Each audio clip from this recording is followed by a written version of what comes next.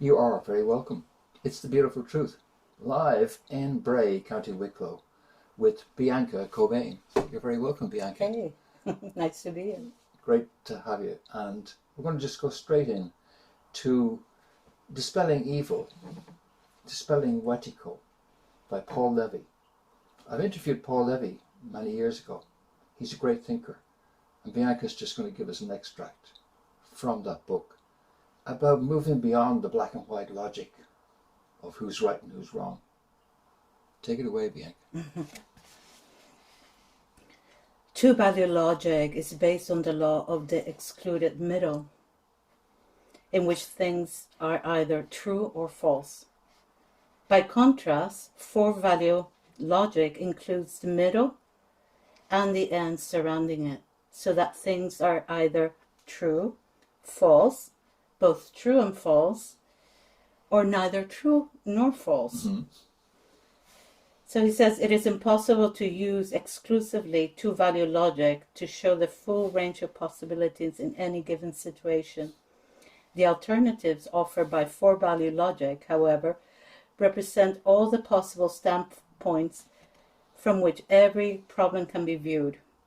Four-value logic covers the range of any idea we could possibly have about something. Four-value logic lies between the polarities created by the two-value logic of duality. That's terrific. Because we have to transcend that duality. We are caught in the dualities. In fact, I felt very much that 9/11 was the twin towers of duality were collapsing in 9/11. Mm-hmm. And so it's taken some time for it to happen. But isn't that what we get caught in when we get caught in these social hypnotic systems? We get trapped in a duality. Yeah, well, also the AI and the whole computerized things, which is binary. It's either one or two, it's either one thing or another. And it doesn't give space for another range of possibilities. So it's basically we're like in a straitjacket. And in relation to this book, he's talking about Wetico, which is the Native American, the Algonquin Indians talked about the predators. Also, Carlos Castaneda has talked about the predators. So basically, it's kind of like a part of us in our psyche, but it knows us very well, and it hides. So we don't see it. So yes. It's very easy for us to use, to project evil and to be good, whatever this logic is telling us without us being able to face the things that we might be projecting. So we feel like we're unknowingly shadow boxing with this, quite evil opponent, a dark aspect of the human psyche. And part of the trap is the trap of dualities. That's part of the trap. And also because we don't see it. So it uses our weak points. Yes. So yeah, the shadow. Carl Jung talks about the shadow, how it's so important. It's so important for us to face it, and also there's a possible gift in this, because when we're able to bring light to this, there's a transformation of our own power, because we're stopped being caught in just a logical. We could go into more the self or our inner power to see through different possibilities. Yeah. Well, we have regressed in so many ways in the last 30 years. Deliberately, it's been engineered, our regression, away from nuance, away from subtlety, and into black and white, where there is only one view. And therefore, if you go against that one view, you are automatically wrong, because we have to trust pure authority. And pure authority is very dualistic in the way it thinks, and in the way it projects. So how do you, well, I like the idea of maybes. There's a lot of maybes in that structure. Yes, it might be this, it might be that. It helps you to have an open mind, doesn't it? That way of thinking. Yeah, because depending on our perception and our programming, we'll have a view of the world within those blinkers, So our subconscious is going to be throwing us what we are comfortable with as a way of perceiving things.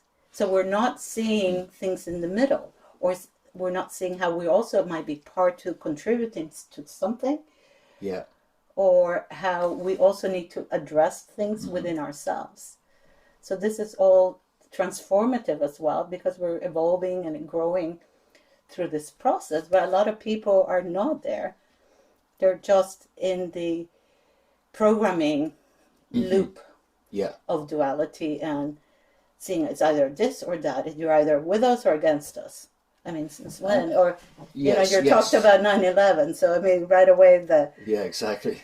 so, that programming, predictive programming in a way that has been kind of subliminally influencing us, not so in your face as in the last 2 years, but it's there.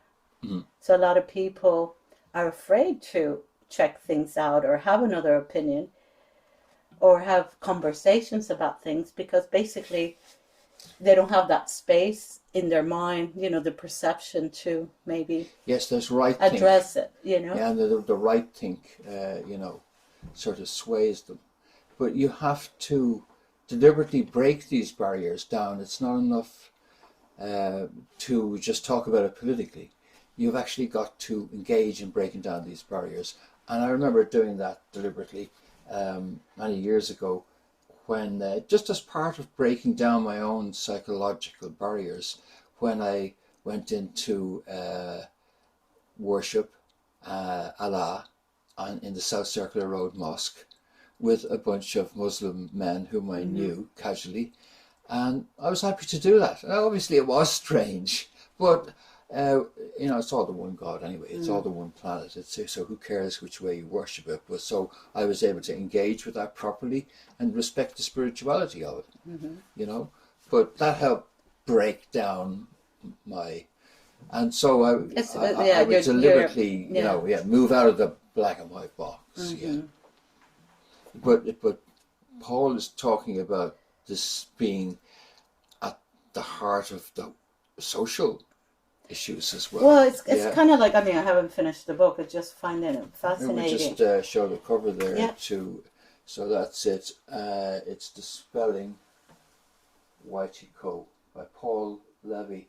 And I will try and dig out, I hope the interview with Paul, which I did, is in the archive. That'd be great. On breakfreenews.com, when we spoke about these issues around the time, just after 9/11.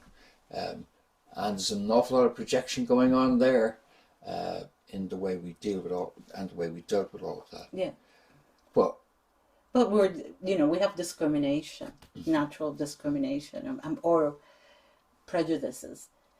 I mean, that's natural, because we, it doesn't even need to be of race or anything. You have one family here does things differently to that family. To them, that's just it. Yeah. It's just natural. But then what happens if when it gets politicized or it gets entrenched or whatever, then there's something else, rather than working through that and just going, oh, well, let me have an open mind.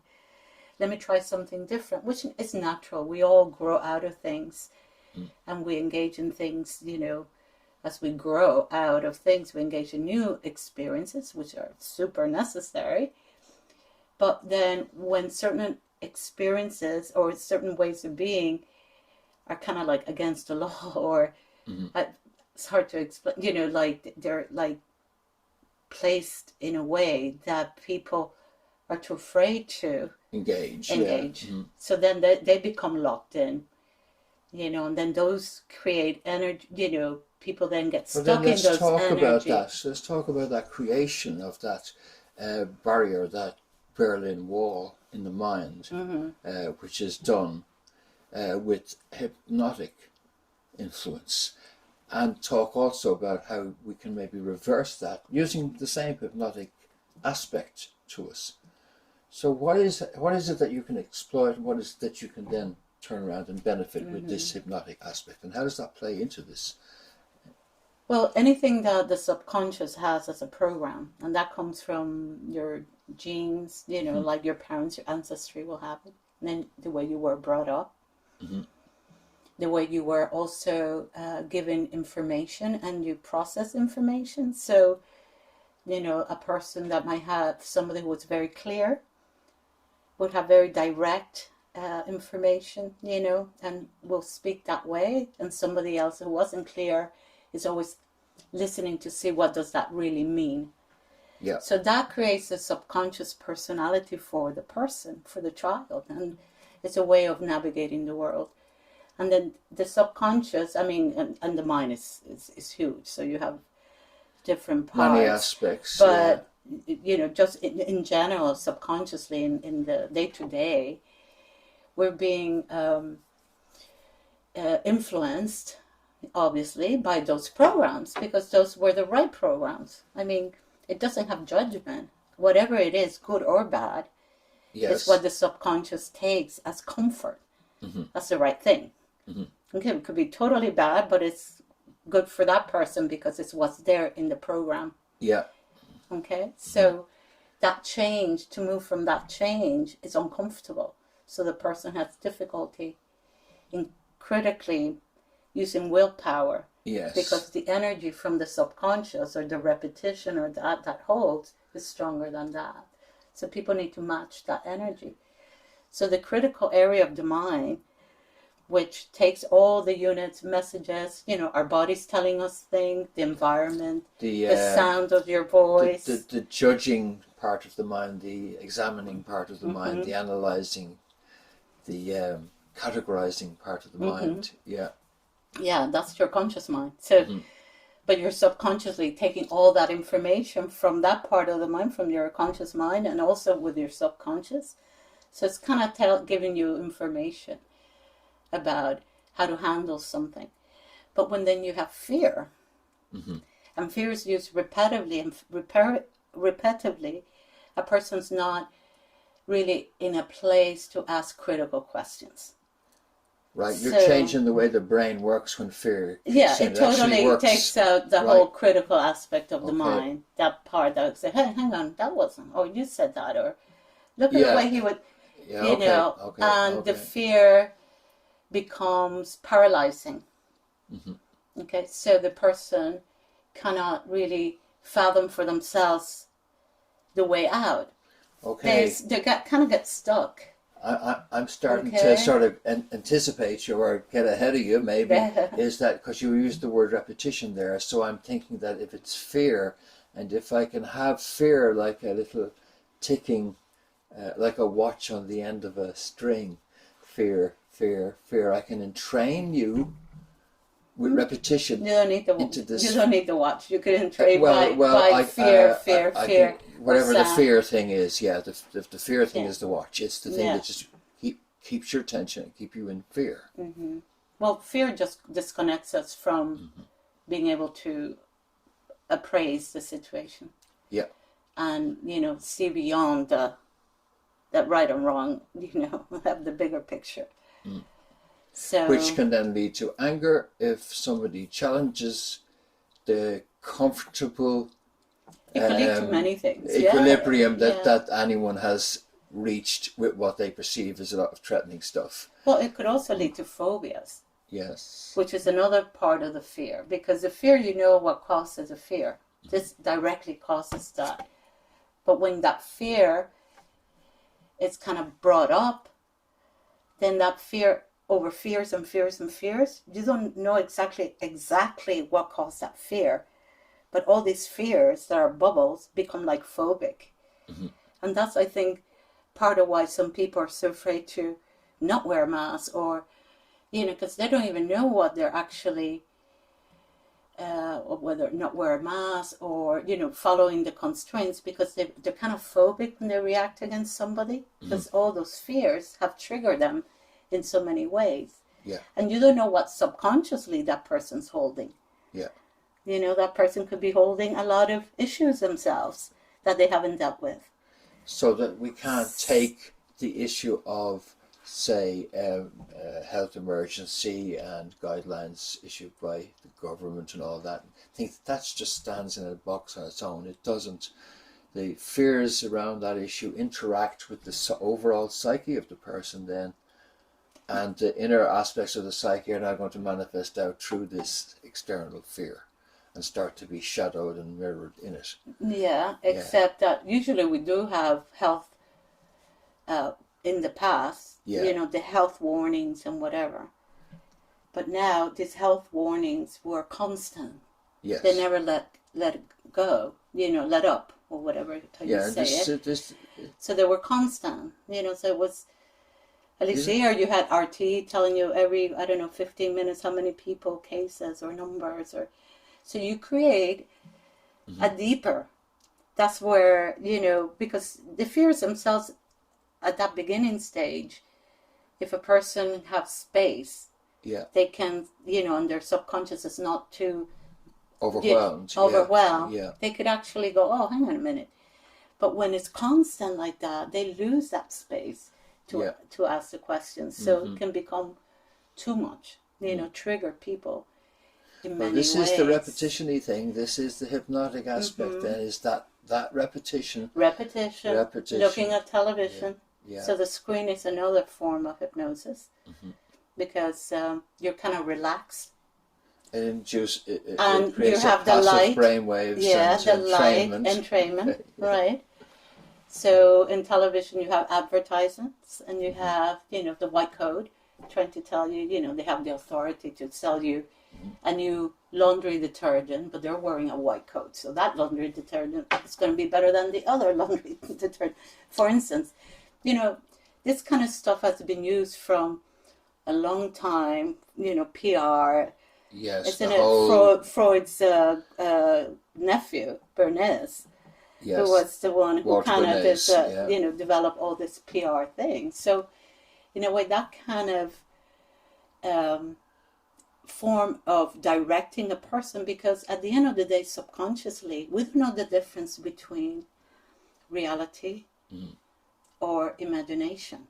If it's something that's been played out so many times in somebody's mind, somebody, if they don't have a real sense of themselves, could start to believe it's real. Something that's imagined or projected. Yeah.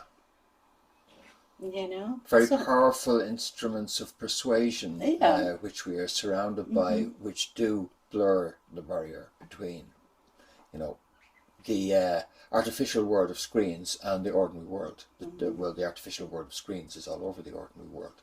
Yeah. But I mean, the screens have increased, right? Because everybody now has a smartphone, so they're constantly, so they're entrained. There's an addiction of even though they're not picking up anything, they're just stuck there.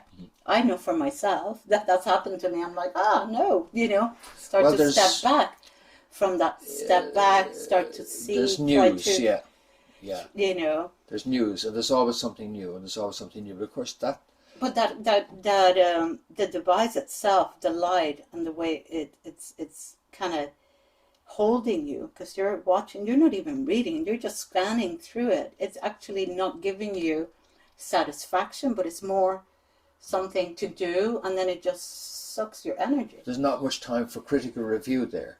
When you're just processing new content without stepping back and getting critical review, so as that you then judge the content and stuff that you've just been exposed to.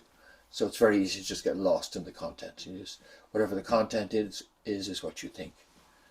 But now, how can we turn that around? Well, it's you know, repetition is a very good thing for us. Yeah. Like if we repeat for ourselves, if we visualize ourselves out of that situation, or not, you know, repeat positive affirmations for ourselves constantly. Okay, we've been So you're talking about the repetition that has been a negative. You could change it around and put a repetition that is positive for yourself in the present time, because there's only the now moment. So, you know, learning to not I will never happen. You know, because that will be in the future. So we always have to come back to the now. And I am, you know, I feel this relaxation, clarity in my mind. I have connected with I am connected, or I have control over my life. You know, I don't know, right now it's different. Well, no, I can hear that. You know what I'm trying to say? It's like you need to kind of look at the problem and then see, well, what is it that I really want? problem, the other side of the problem, and to what levels can we, and what's real and what's not real. But the problem is when people believe something, you've had I'm sure, a situation where you have a good friend or somebody that you think they're fantastic, but they themselves don't believe it. And no matter what you do, they don't believe it. So, until people start having self-confidence, self-belief, it's very hard to, through repetition, through visualization, through looking at yourself in the eyes and the mirror exercises. We've talked about mirror exercises before. Yes. Through relaxation and being present. So it's really important to be present, because then all this subconscious stuff goes away. Being present with your senses. What am I feeling now? Your sense of sight, your sense of taste. Well, you're creating smell, immediacy there. Okay. So, and you start to become aware of your senses, not through a screen or not through a projection, but through what you're sensing at this moment in time. Well, that's disconnecting from the machine. That sounds terrific. So, and then changing the messaging, because now instead of taking all these messages of fear, you are now creating positivity. You're creating yourself. And we did talk about mirroring, and of course we do have this mirror down the center of our bodies. Yeah, but it's very powerful to look at ourselves. Well, to engage. And to actually have regard for ourselves. Yeah. So it's all self-esteem is really important. And to look at the fears themselves. What is it that I'm really afraid of? What am I afraid? What are these fears that are, haunting me? Or what are these fears? And many times when we face fears, they dissolve because they're illusional, Like what he's talking about in this book about the predators, that they're everywhere, and they kind of build in. They're everywhere and they're nowhere. You cannot pin them down, right? But they're in the psyche, right? So when we are, they're very easy for us to not see. So if we are able to kind of look at fears or become more aware, that in itself is half the battle, because then you're becoming conscious, and when that means you're bringing more light into yourself, into your psyche, and that in itself has a connection with your spirit, and it starts to integrate bits of you that have been maybe in the fringe, that can start coming into yourself now. But hypnotically speaking, basically repetition, association, these are the laws of hypnosis. The more you repeat something, the more you associate something with something to strengthen that, okay? Whatever it's the like habit or the visualization. Learn how to use a tennis racket properly, you're going to have to practice with it. Oh, yeah. But, this aspect of this dialogue that we can get going, mirroring, because when you make an affirmation like that, who's speaking to who and who's listening? And so these are the two aspects of us. We are both the speaker and the listener. And I'd say the speaker is the ego, and the listener is the one who always hears. Even when the speaker is speaking absolute BS, our own listener can often know that it's BS, it's total BS, and sometimes the speaker falls over themselves, realizing that their own listener has... Well, so the listener is different. The listener, it's like to the me, witness, isn't it? It's like the self. I think it's Jung's self. It's a potential counselor. And it's an aspect of ourselves we could speak to. But it's also reinforced by hearing these affirmations, which are expressed verbally, by the conscious side of the brain. It's like a statement. I will have success and peace. There's a statement. I'm trying to grasp and cast it, and then the listener hears that. So this is... two aspects of yourself, the speaker and the listener, and we can start then messaging the right messages, and you're saying that that can have really good beneficial effects for a person. Affirmations have worked for many years. The oldest one is day by day, and every way I'm getting better and better. The QA method. Yeah. Okay. So That's which is natural wisdom. very old times. I mean, times of Franz Mesmer, and times during Freud times.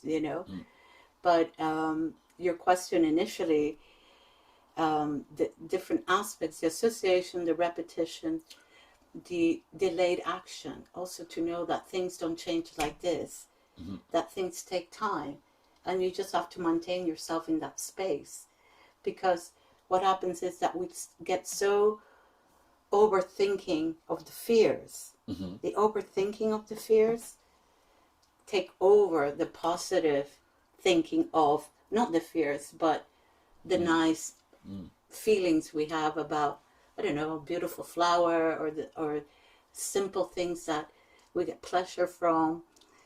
In a way, also, it's like, I think that without this conscious engagement that you're talking about, it feels to me like the boat there, which I am the boat, is like there's no captain at the wheel. It's like just bobbing this way and that, depending on what comes through the flow and how it's programmed. But you're essentially talking about Giving a establishing direction and captaincy. Yeah. Yes. Yeah. And it takes time, and it takes practice, because there's so much being bombarded all the time, taking our subconscious attention. Yes. And that's also part of, as you were talking there, the fear, the overthinking fear also feeds more of that. So we keep creating this, like Charlie Brown with the one with walked around with the great clouds kind of thing. Yes. Yeah, I forget his name. That must have. Yeah, I know. Everyone knows that image. Yeah. So and I am myself working on this myself. Everybody is. It's part of life. But when we actually realize that, that we can't do anything about fear except look at it and not overthink it, and start to bring in the positive aspect, it starts to dissolve, and you're not feeding the Wedico or the predators, which are also, all that negative energy. It's feeding more of this negative energy. So this fear porn takes away from our creative, spiritual energy that we could channel for a betterment of our community, but mostly for ourselves, because we have to start with ourselves. If we're not well, we can't help anybody. Yeah. Well, that's a process of disengagement from the fear porn seems to me to be a key part of that. You can't continue to be immersed in the fear porn. And can I just say as well too, for people who aren't clued into how this works, that an awful lot of what seems like anti-establishment stuff, which is on the internet and which contains a high level of fear content, is actually social manipulation programming by the enemy. And so you'd think that you're getting, this is conspiracy information about, and I'll use an example, chemtrails as an example. Just be careful how you've been programmed there.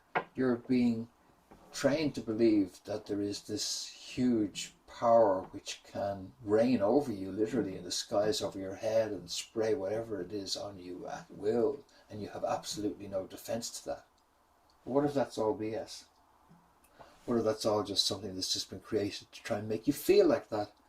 Try and make you feel like there's nowhere you can go, that you can't get away from the government, that they just have all this power and they're just in charge of everything, and the secret programs doing all this stuff and harming people. What if that's actually them?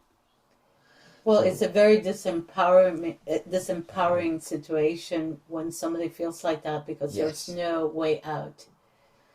And that's what I think you've got to do. Go ahead. But I was going to say, even if there's some, there's some maybe reasons for chemtrails. So it's not like it exists, and whatever. But not to the point where it just takes away your power, your joy of life. Exactly.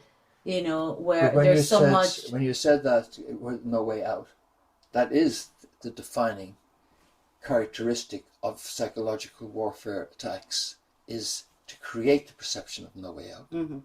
If also you are convinced by the propaganda that everyone, they're all in it globally, Russia, China, everyone's in it, well, then it's another way of saying there's no way out and making you feel powerless. What if they're not all in it? So you have to be very careful about what the lines that you're being fed. And whenever you see you're being fed a line that implies powerlessness on your part. Yeah.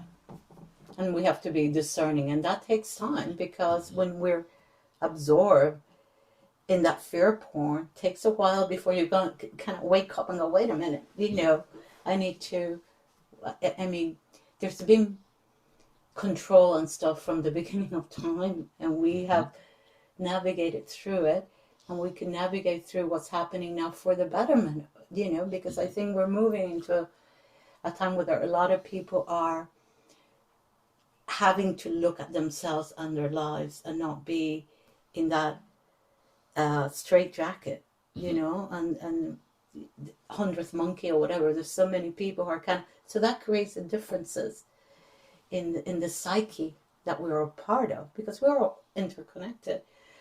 But I'm thinking of Camus and No Way Out and No Exit. Camus' No Exit, which it was all about, taking responsibility and people having to face things, and in a way, in that in that process of taking responsible engagement, the no way out changes, because it might move you to another perception, Well, our way out is that fortunately there are, of course there always are, so it's not so fortunate, there always are in the human psyche, as expressed in our multitudes, people who think like us, who think out of the box, who don't buy all the programming, and we are the future. Because by definition, those who are stuck in the old way of looking at things can't contribute to the future yet. So while many people think it's about a battle for political control, well, part of it is, but those things can take time. This is another way of, instead of fighting against an opposition, is to stop, engage with yourself, create the new self, and reach out to others who are doing the same. And be in the present. And strengthen the present so that the future can take that energy. Because the future it's not here yet. Or we can be here now and do the best we can in this moment and help one another as much as we can, and have strong boundaries as well. This is very important, because subconsciously, when you're being kind of manipulated in that way that we have been, a lot of people have lost the boundaries, or have put these walls, like you said, these big walls, Berlin Wall. Yeah. But it's not about the Berlin Wall. It's about being able to navigate and say, okay, yeah, this is for me, this isn't for me, a little bit of this, a little bit, and it's an individual process. It's not a one box fits all. That's really important to know, that every person's unique and creative, and if we could get back to our imagination, because that kind of focus, and subconsciously, when we're entrapped or entrained, we're not able to imagine. We're not able to come out unless somebody tells you how to imagine. That's no good. Yes. We have to find our own voice, our own imagination, our own picture. And I was reading another book recently. Remember Gilligan's Island? Yes. When that show came out back, whatever, in the 60s, right? It was about these 7 people in an island somewhere off. People believed that show so much that they were writing to the Navy. Would they not go and pick up those people lost in the Pacific in one of these islands? So this is to show you the power of television, the power of, because we didn't have that, to that level before. We had performances and theater, but we didn't have to screen, all that kind of stuff that we've been, even though we don't think we're affected by it, but we have been, especially when subconsciously we don't know, is this really reality or fiction, Yeah. Well, I find a little bit of disengagement works extremely well. And even as a professional journalist, I do not watch mainstream television at all. If I want to find out what's going on, I can read about it, which will usually tell me more in detail, actually. And then I can watch some video clips online of bits that I need to look at, to verify aspects of things. But I'm not going to sit there and pick up the whole feel that comes off of them. And after a while, it feels pretty good, you know. It does. When I had a television, which I don't have, I used to say to my partner, television makes me fat and dumb and lazy. It's just I didn't want to do anything. You just sit there and it's like, ugh, well, you pick up a book, your mind, it's like putting things together. There's new words, new ideas that you don't even know what they are. You have to research. There's a whole process involved with having a dialogue with the author and yourself. And either saying, I concur, or no, this is bullshit, whatever. And having that kind of dialogue is so needed and so important. That was poof, gone 2 years ago. 2018, we were coming to a really nice, I think, balance between a lot of people doing a lot of community work and permaculture communities, gifted communities, all types of wonderful things were happening. And then all of a sudden it's like gone. That was gone, that was imposed through the authoritarian thing that no, you can't meet anybody, you can have So we're building new networks now. Fortunately, we have the technology to do it as well.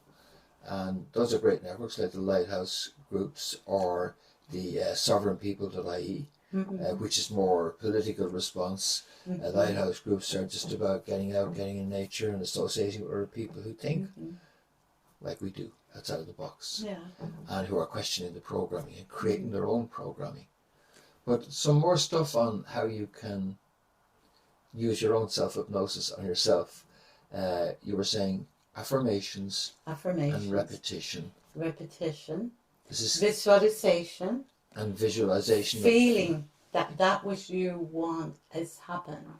So you really need to put the feeling as well to make it more, to start to ground it. Because remember, we want to be here, we need to ground.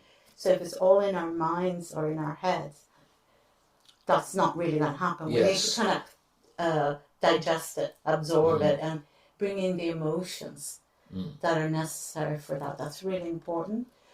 And then after a while, just smiling to yourself that, that's going to happen.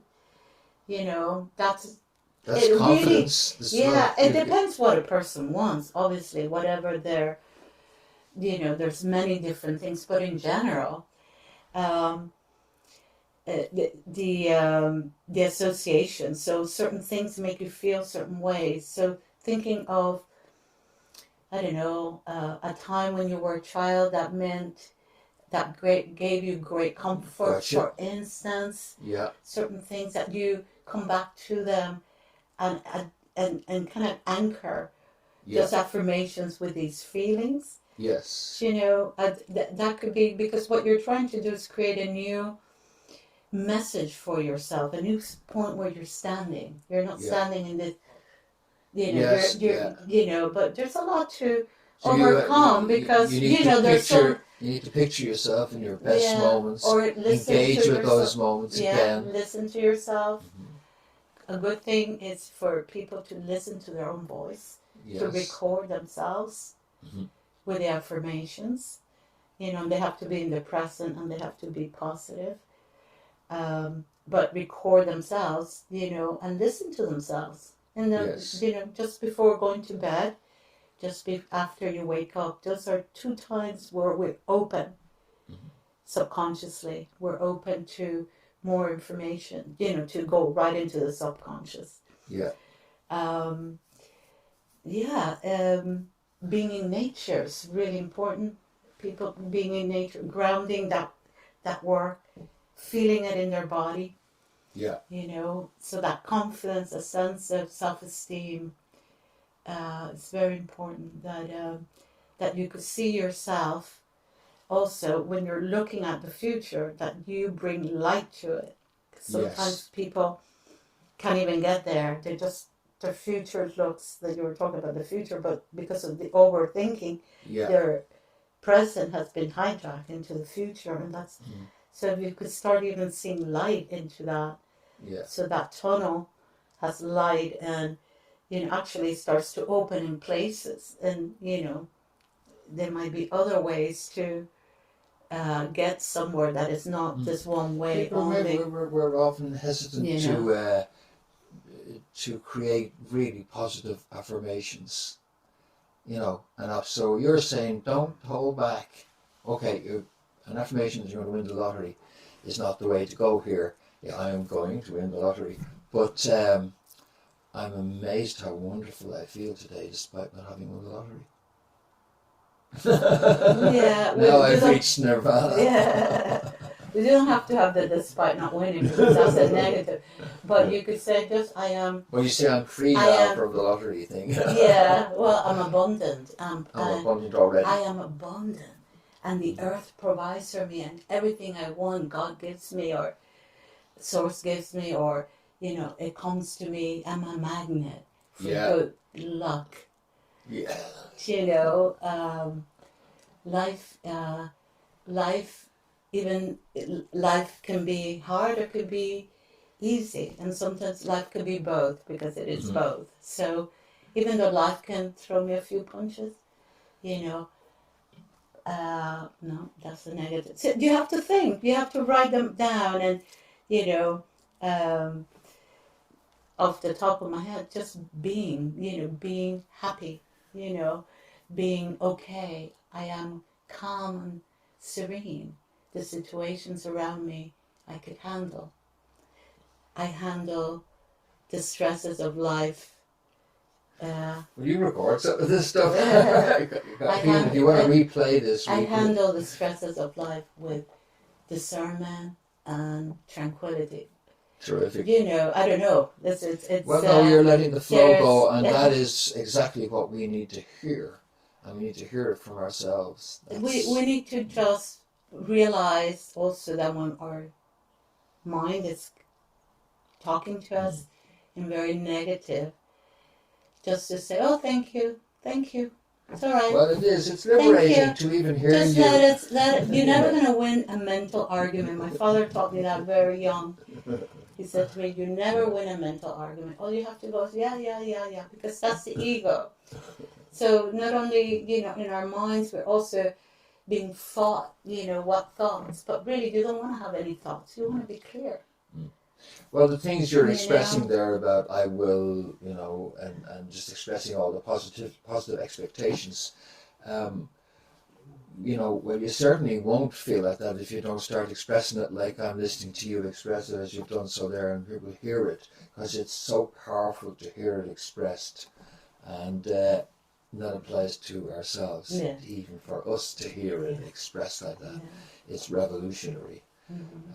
And then you could do it in, like I, and then I, BIANCA, or BIANCA, she or she. So in the different, like I, she, her, change the language, where sometimes when somebody says to you, when you hear it for yourself, you don't believe it, but somebody says, oh, yes, your man Finton, he's great. Yes. I mean, I'm really enjoying his programs, and his clarity of analysis and everything.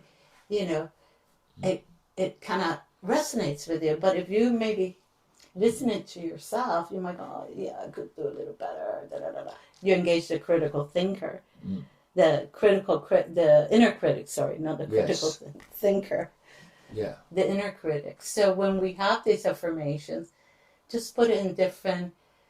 I forget what they're called in language. So it's the first person, second person, third. I know what you mean. Yes. So you're listening to it from different angles, and they're easier to sink in. Very good. Very good. Those are powerful techniques, and I love the ideas that of grabbing hold and creating captaincy within oneself, And I don't think you have to be out on the edge or anything, or plagued by fear to use the techniques. I think we should all be using them because they're very straightforward, they're very simple, and we maybe lost that connection. They say the first sign of madness is to start talking to yourself, but I'm sure if perhaps it isn't the first sign of sanity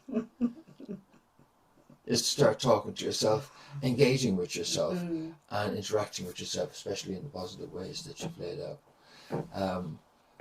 Do you have anywhere that people can get in contact with you, Bianca, on the internet or anything? Well, I'm just going to be launching a new self-help spiritual gym called My Wellness Buddha, but I could pass on that information for you. Okay, right, so that they can great stuff. Yeah, it'd be good to see. It's not out there yet, but it's coming. Yeah, but the whole point of this is for people to be able to help themselves. So it's like a gym, like I can't do things for you. You have to do it for yourself. So in a way, you receive support through energy transmissions and also the engagement of a workout. So what is your psychic workout?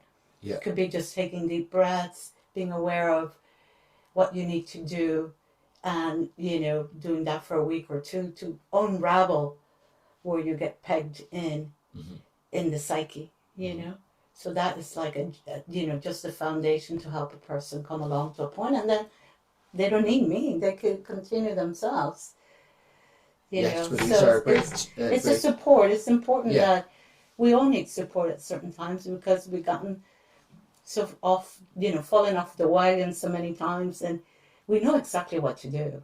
I'm sure everybody knows what to do themselves. It's just they can't have the motivation or okay, I'm going to start this. But, sometimes when you have a friend and you have a way to do it, that makes it easier. Well, there are aspects in which this is at the heart of religion too. Many people would feel the same way, and they would say they have a friend in Jesus, and maybe there's a lot of affirmations too that will be more religiously structured than secularly structured, as we've just done. So there's commonality there, and that is to begin to get to know ourselves, interact with and dialogue with ourselves, to counteract the passive acceptance of hypnotics that are coming at us. I think that's so it's great to to both counter that and then to, as you have done, show a way out of it, to start taking control of how you think and the confidence you have in re-engaging with natural confidence. And also the most important thing for people is to do a lot of breathing, to be present and to breathe. So nature, breath breathing is very important. Feeling your feet, being here, using your senses, because this is also how to put somebody in hypnosis, that all your senses are also employed. So if you're going to kind of visualize or draw out your new course, your new journey, you need to bring all these senses too, because it's hard to, it's like a road. Once you first walk it, it's full of, nettles and weeds and all that, but if you go 2 or 3 times, oh God, it's so much easier. So it gets to a point that it's all clean, it's all not manicure, but like nice flowers. You put seeds here and there, so your road or your journey it grows, and it's so much easier to get from A to B, or why do we say A to B, C, D, F? We can't judge ourselves or compare ourselves because we're all very different. So we have to do our own thing in whatever way that manifests for us. Yeah, exactly. Yeah, excellent. Thanks very much, Bianca, for joining us. You're very welcome. Okay. You're very welcome. Thank you. That's it for this edition of The Beautiful Truth. Back on air after a little vacation. We're back on Odyssey, of course, video uncensored at all times, and look forward to your company here again.